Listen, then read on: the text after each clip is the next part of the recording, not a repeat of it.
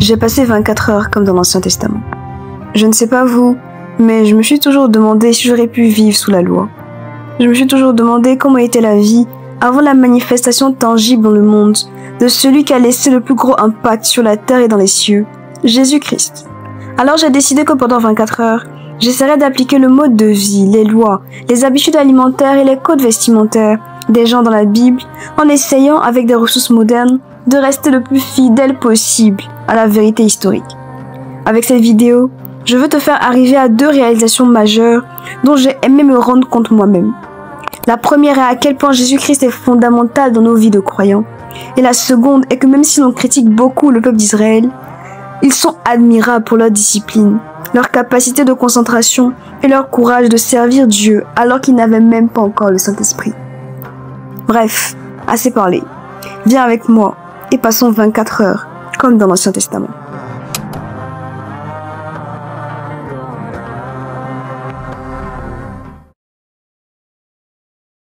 Bonjour. Il est temps de prier et de passer du temps avec Dieu. Il est tôt le matin, donc on va faire ça. Le rite de vie des Israélites était fondé sur le cycle du soleil, parce que le peuple d'Israël était essentiellement un peuple rural qui pratiquait l'élevage et l'agriculture. Ils se levaient donc tous les matins, avant le lever du soleil, pour pouvoir s'occuper de leurs activités. J'ai donc supposé qu'ils se levaient tôt le matin pour prier, pour passer du temps avec Dieu à l'écart de leur tente. Donc je me suis réveillée à 6 heures du matin ce jour-là pour prier. C'est quelque chose qui a été confirmé ensuite par le Nouveau Testament parce que Jésus-Christ était juif et il se levait tous les matins pour prier, donc je voulais le faire. Sauf que quand je me brossais les dents, je me suis demandé avec quoi les Israélites se brossaient les dents, actually. Et avec quelques recherches, je suis tombée sur quelque chose appelé du siwak, qui est un morceau de bois utilisé pour se brosser les dents. Mais je n'ai trouvé aucune trace d'utilisation de siwak dans la Bible et je ne voulais pas faire quelque chose dont je n'étais pas sûre. Mais je sais que plusieurs peuples dans le Moyen-Orient l'utilisaient. Ensuite, je suis allée prier et les scènes que vous voyez maintenant ne sont pas des vraies scènes de moi en train de prier. Ce sont des scènes que j'ai filmées juste avant, pendant que je me préparais, pendant que je me disposais. Et ensuite, j'ai éteint la caméra et j'ai passé du temps avec Dieu. Je vais vous expliquer juste après comment ça s'est passé, but it was amazing. Et je sais que je dois me lever plus tôt tous les jours pour le faire. Mais le fait de prier alors que le soleil n'est pas encore levé, alors que personne n'est encore debout, alors que tu es seul avec le Saint-Esprit, it's so great. Like, je sais que les personnes qui arrivent à le pratiquer souvent savent à quel point c'est une chambre spirituelle, c'est une oreille spirituelle où tu dois être à ce moment-là. So I was glad que grâce à cette vidéo, je puisse le faire.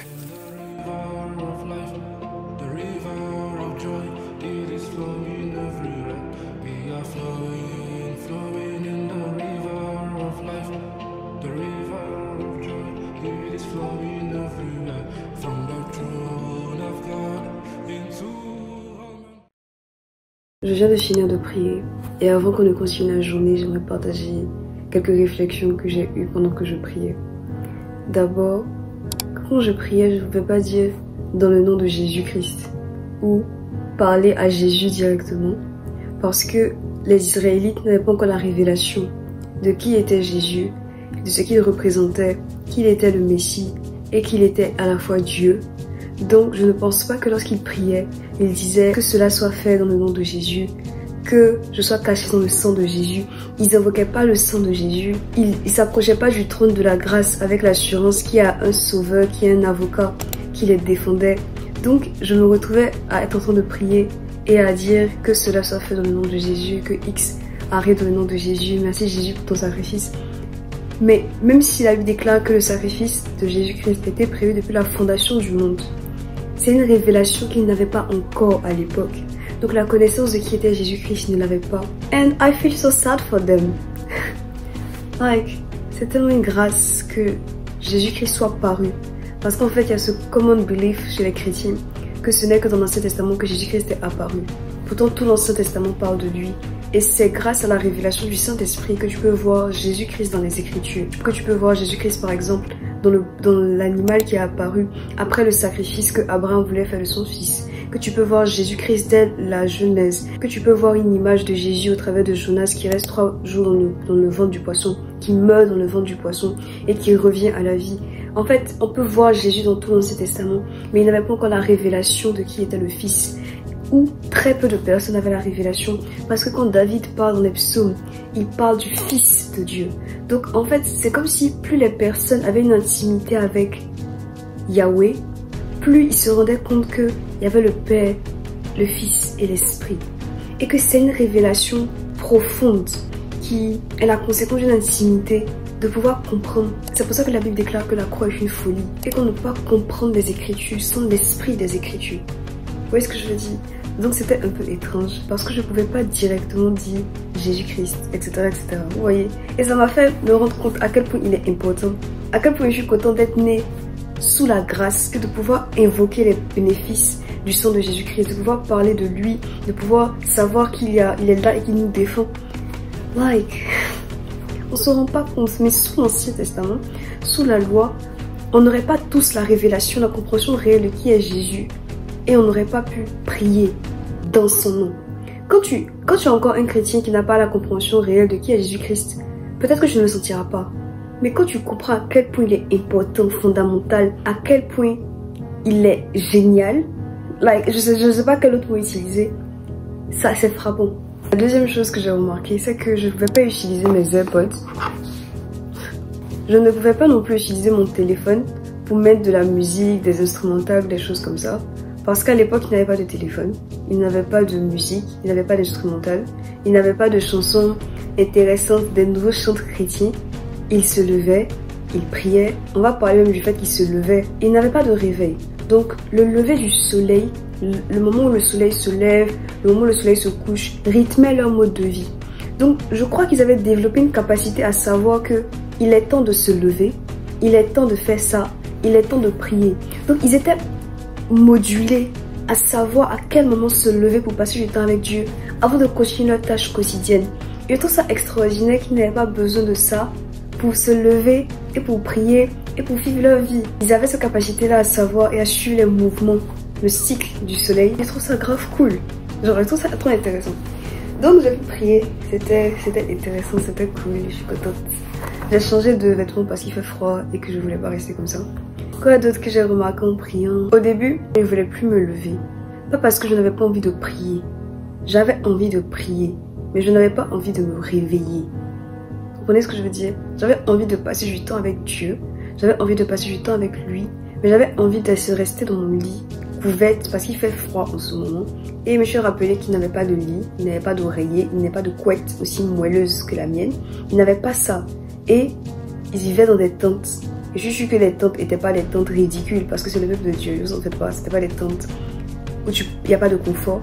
Mais ils vivaient couchés sur ce sol-là, ils sortaient de leur tente et ils partaient prier dans des endroits spécifiques. Ça veut dire qu'ils faisaient l'effort de se déplacer de l'endroit où ils étaient, de leur maison, pour aller dans un endroit désert, un endroit calme, pour pouvoir passer du temps avec Dieu.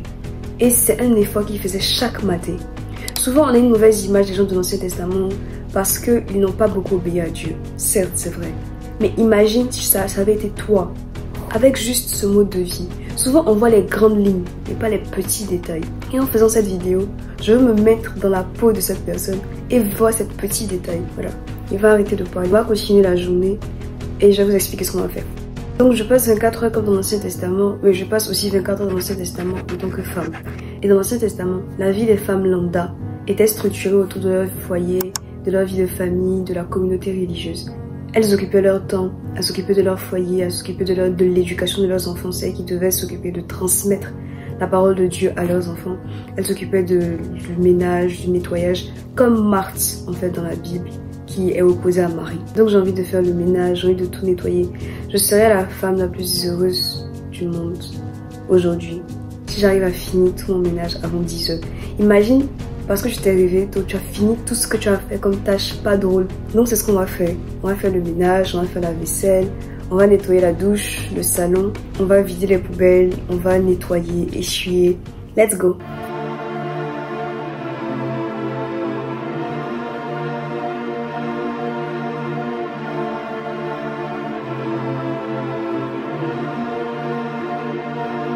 Halle, halle, halle, halleluja. Halle, halle, halle, halleluja. Halle, halle, halle, halleluja. Halle, halle, halle, halleluja. Halle, halle, halle, hallelujah. Halle, halle, halle, hallelujah. Halle, halle, halle, hallelujah. Halle, halle, hallelujah. Hallelujah, hallelujah. Hallelujah, amen. Your kingdom reigns. Hallelujah, amen. Adonai. Hallelujah, amen. Your kingdom reigns. Hallelujah, amen. Forever. Hallelujah, amen. Your kingdom reigns. Yeshua, Yeshua. Ok people, il est 8h28, j'ai fini le ménage. En vrai non, j'ai pas fini parce que je devais faire la douche, mais je n'ai plus de nettoyant en fait. Je ne savais pas. Donc c'est pas grave, j'ai fait le salon, j'ai fait la cuisine, everything looks clean. It's okay. Il est presque 9h, je n'ai pas très faim, mais on va commencer à cuisiner. Je vais faire du pain sans levain. La recette est extrêmement facile, je l'ai déjà fait pour un jeûne que j'ai fait il y a quelques mois. Et c'est ce qu'on va manger ce matin et qui va accompagner tous nos plats de la journée.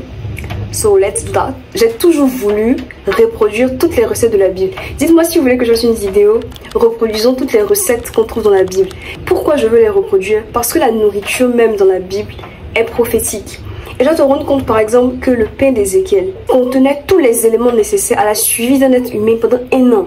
Donc I think it's super interesting that God, que Dieu utilise même la nourriture pour nous montrer qu'il peut se glorifier dedans. Et je veux faire vraiment toutes les recettes de la Bible dans ma vie avant de mourir. Parce que je veux en comprendre en fait pourquoi Dieu les a données, pourquoi il les a fait de cette façon, quelles sont leurs implications. Like I really want to know. I wanna know. Donc on va faire du pain. And yeah. Comme je l'ai dit, la recette de pain sans levain est extrêmement facile. Il faut seulement de la farine, de l'eau, de l'huile d'olive et des herbes. Les scènes au cours desquelles je faisais le pain n'ont pas pu apparaître dans cette vidéo, donc je vous mettrai le lien pour faire la recette en description. Mais ceci est une image de ce à quoi ressemble ce pain. It was really really good.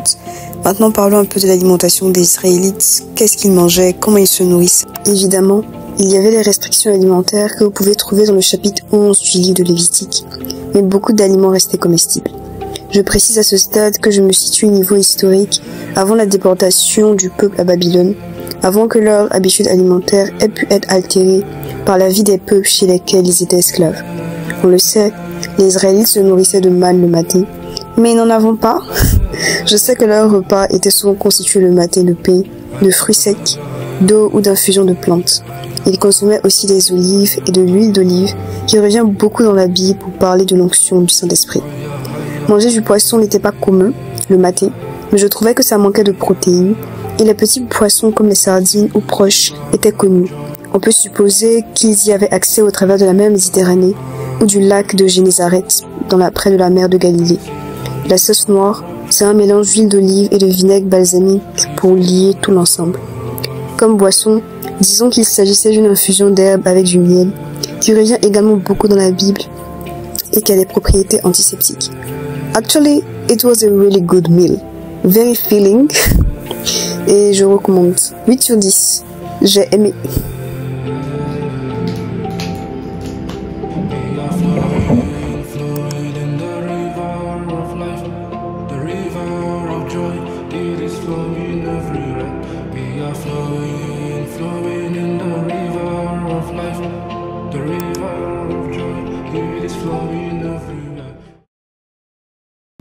Ok, this is my outfit of the day. J'ai recherché comment les femmes israélites s'habillaient et il faut couvrir jusqu'aux coudes et pas que les épaules soient visibles. J'ai cette robe depuis extrêmement longtemps mais j'ai jamais trouvé l'occasion de la mettre. Elle est extrêmement longue. Je la trouve vraiment jolie mais j'avais pas d'occasion de la porter. Et j'ai trouvé l'occasion de la porter. I think it's very cute and very modest and yeah, this is my outfit. Il faut que j'arrête de parler à la fois français et anglais, mais je pense que ça va arriver, donc habituez-vous. J'ai 5 minutes, je dois sortir pour aller voir une amie. Parce que vous allez le voir, à part les tâches ménagères que j'ai eu à faire ce matin, je n'ai pas vraiment de choses à produire dans la journée. Ça va une vie où tu manifestes de l'amour, une vie où tu manifestes de l'aide, une vie où tu manifestes de la compassion. Donc je sors tout à l'heure pour aller voir une amie, pour passer du temps avec elle, and to bring her some lights as much as I can. And it's my outfit. Je suis très heureuse d'avoir eu l'opportunité de porter cette robe à cause de cette vidéo. Mais je dois y aller. Donc ce soir, on s'explique. Je vous avais dit que j'allais vous expliquer pourquoi j'étais pas là Ce soir, en rentrant, on va méditer, faire le bilan de la journée, manger pour midi. En fait, j'ai pas eu faim avec ce que j'ai mangé ce matin. Donc, on mangera sûrement ce soir. And that's it. Je porte ce sac. Et on y va.